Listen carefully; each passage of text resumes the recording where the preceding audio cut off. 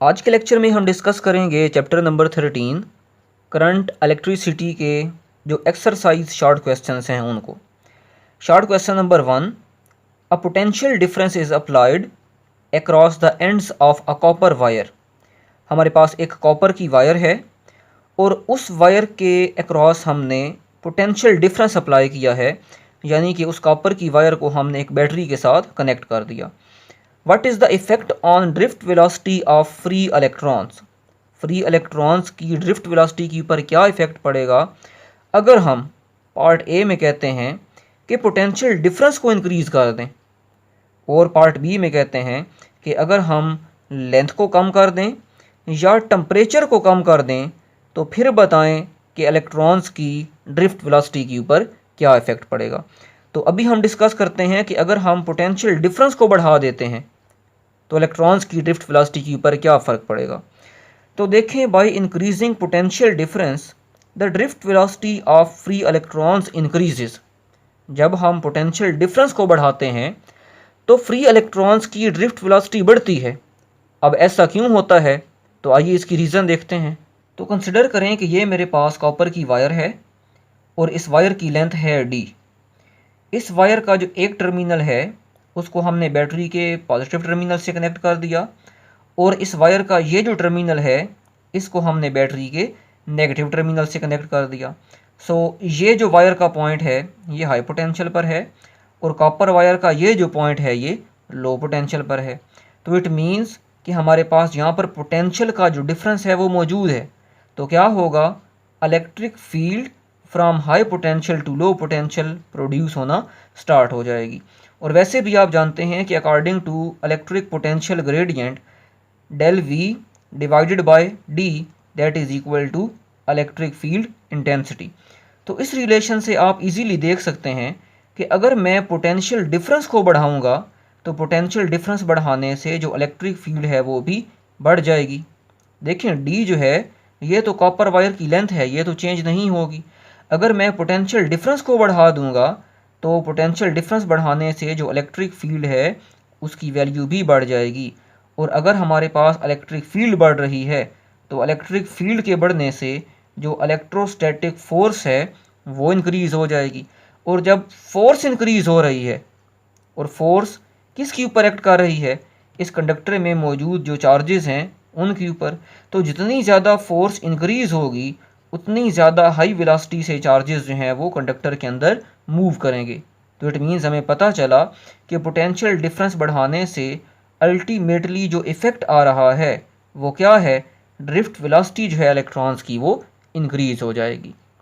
सो आप क्या लिखेंगे कि when we increase the potential difference then the value of drift velocity increases, and when we decrease the value of potential difference then the value of drift velocity decreases।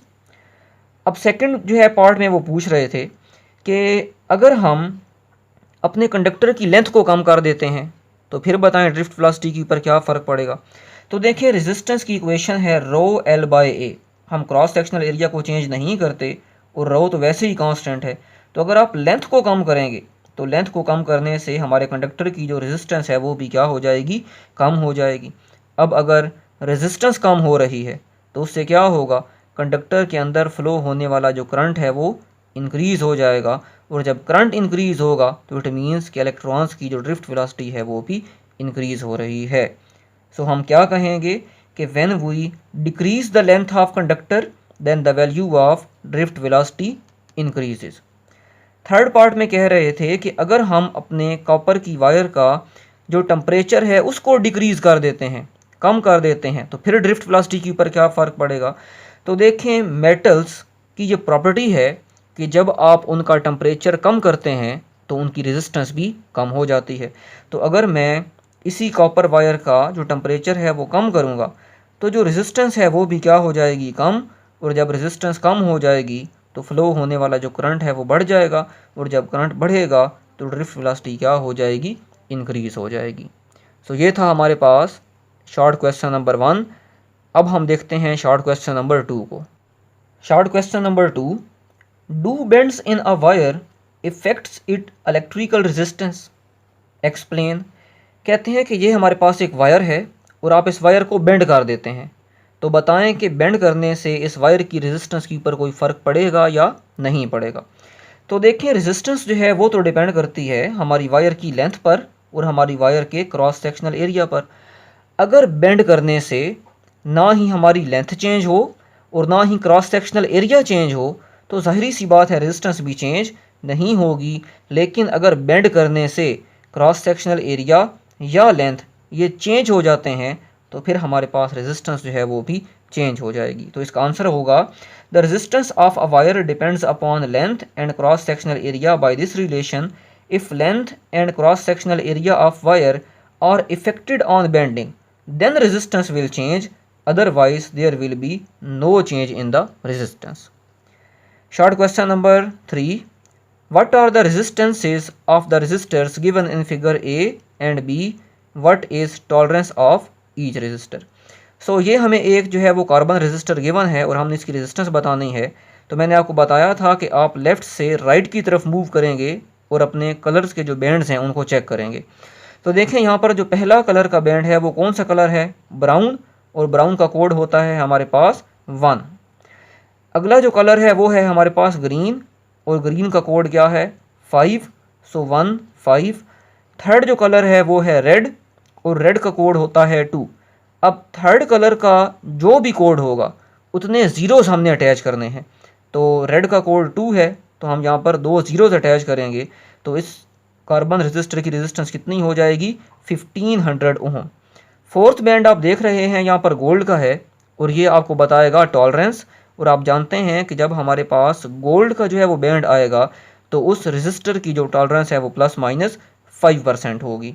तो इस resistor की resistance होगी 1500 ±5% ओम।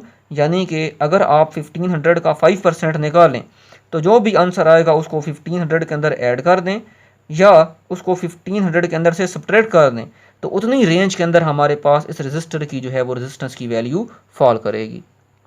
बिल्कुल इसी तरह से ये एक कार्बन रेजिस्टर गिवन है। इसमें सबसे जो पहला बैंड है वो है येलो कलर का और येलो का कोड है 4। नेक्स्ट बैंड जो है वो है वाइट और वाइट का कोड है 9। तो 4 और 9 को हम एज इट इज़ लिख देंगे। थर्ड बैंड वो ऑरेंज कलर का है, ऑरेंज का कोड है 3। तो अब हम यहाँ पर 3 ज़ीरोज़ जो हैं वो अटैच करेंगे तो इस रेजिस्टर की रेजिस्टेंस कितनी होगी 49,000 ओम्स। फोर्थ बैंड सिल्वर का है, टॉलरेंस बताएगा और सिल्वर की टॉलरेंस कितनी है ±10%। तो एक्चुअल रेजिस्टेंस जो है उस रेजिस्टर की हमारे पास 49,000 ±10% ओम जो है वो आ जाएगी। Short question number 4. Why does the resistance of a conductor rise with temperature? जब हम किसी कंडक्टर का टेम्परेचर बढ़ाते हैं तो उस कंडक्टर की रेजिस्टेंस क्यों बढ़ती है? So very simple, when the temperature of conductor rises, जब किसी कंडक्टर का टेम्परेचर इंक्रीज होता है, the amplitude of vibration of atoms in the conductor increases. तो उस कंडक्टर के अंदर जो एटम्स हैं उनके वाइब्रेट करने का जो एम्पलीट्यूड है वो बढ़ जाता है। The chances of collision between free electrons and atoms of conductor also increases. कहते हैं कि अब चांसेस बढ़ चुके हैं कि ज़्यादा कोलिजन्स हों in between free electrons and positive atoms, क्योंकि पॉजिटिव एटम्स जो हैं वो with very high amplitude vibratory motion जो है वो परफॉर्म करने लग गए हैं जब हमने अपने कंडक्टर का टेम्परेचर बढ़ाया है। एज अ रिजल्ट इसके नतीजे में क्या होगा, the resistance of conductor rise with temperature. Short question number 5. What are the difficulties in testing whether the filament of a bulb obeys Ohm's law? कहते हैं कि अगर हम ये टेस्ट करना चाहें कि एक बल्ब का जो फिलामेंट है वो ओम्स लॉ ओबे करता है या नहीं करता तो हमें क्या मुश्किलात पेश आ सकती हैं। तो देखें यहाँ पर हमने दिखाया है कि अगर हम वोल्टेज और करंट में ग्राफ जो है वो ड्रा करते हैं फिलामेंट के लिए तो क्या होता है कि स्टार्ट में थोड़े से टाइम के लिए हमारे पास ग्राफ एक स्ट्रेट लाइन बनता है, यानी कि रेजिस्टेंस क्या रहती है हमारे पास कांस्टेंट रहती है, यानी कि फिलामेंट का जो टेम्परेचर है वो कांस्टेंट रहता है, चेंज नहीं होता। लेकिन थोड़े टाइम के बाद क्या होता है, फिलामेंट जो है वो हीट अप होना स्टार्ट हो जाता है, उसका टेम्परेचर बढ़ना शुरू हो जाता है। और आप जानते हैं कि जब टेम्परेचर बढ़ना शुरू हो जाए तो फिर हमारे पास रेजिस्टेंस कांस्टेंट नहीं रहती। सो ये जो रीजन है हमारे पास, यहाँ पर रेजिस्टेंस जो है वो कांस्टेंट नहीं होगी।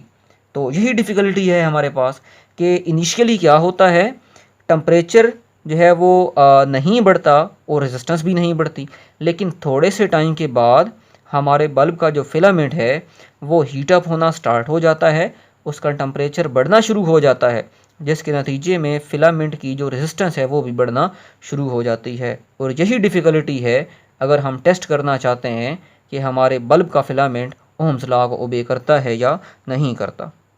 सो इस क्वेश्चन का आंसर होगा the filament of a lighted bulb does not obeys Ohm's law because temperature of filament does not remain constant. Initially temperature not rises, शुरू में क्या होता है, टेम्परेचर नहीं बढ़ता, and resistance of filament remains constant, but after some time temperature begin to rise and resistance increases, hence Ohm's law is not verified. This is the difficulty in testing it. So it means हमें पता चला कि हमारे पास bulb का जो filament है that is non ohmic device, क्योंकि वो ओम्स लॉ को ओबे नहीं करता, क्योंकि उसका टेम्परेचर इंक्रीज होना स्टार्ट हो जाता है। शॉर्ट क्वेश्चन नंबर 6 है, is the filament resistance lower or higher in 500 watt 220 volt bulb then 100 watt 220 volt bulb. एक बल्ब हमारे पास जो है वो 500 वाट 220 वोल्ट का है और दूसरा बल्ब हमारे पास 100 वाट 220 वोल्ट का है, यानी कि दोनों बल्ब्स की जो रेटेड पावर है वो तो डिफरेंट है, लेकिन ऑपरेटिंग वोल्टेज दोनों को क्या है, बिल्कुल सेम है। तो कहते हैं कि किस बल्ब की रेजिस्टेंस जो है वो ज़्यादा होगी।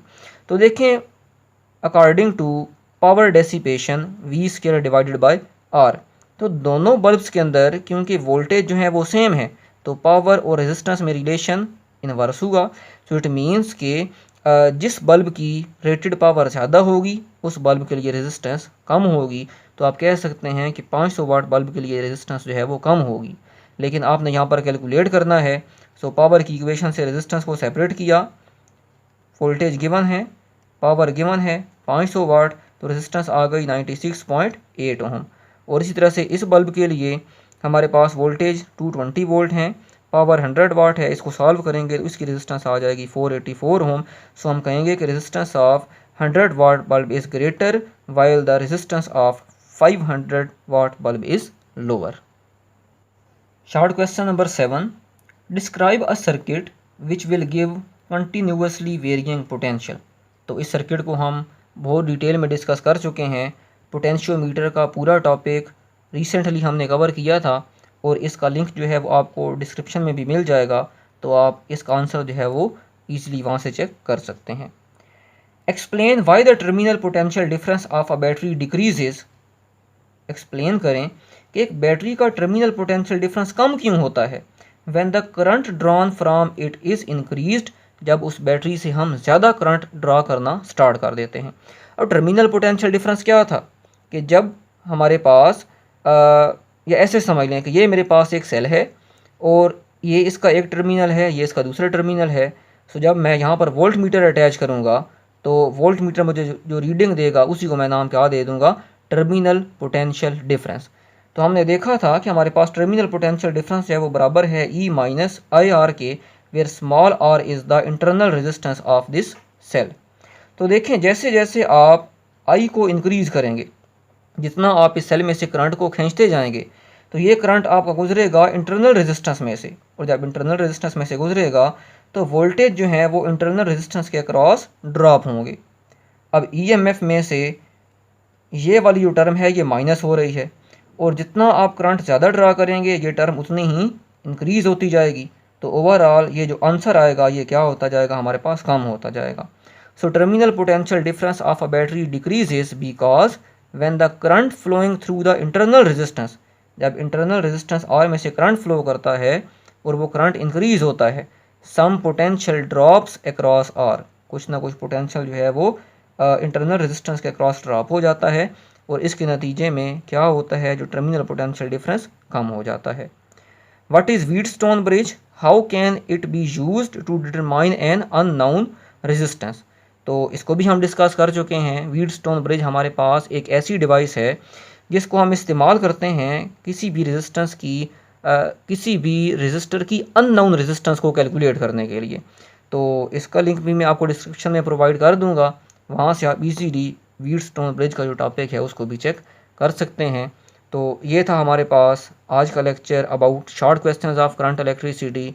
तो नेक्स्ट लेक्चर में हम इसी चैप्टर के न्यूमेरिकल प्रॉब्लम्स को जो है वो स्टार्ट करेंगे। तब तक के लिए अल्लाह हाफिज़।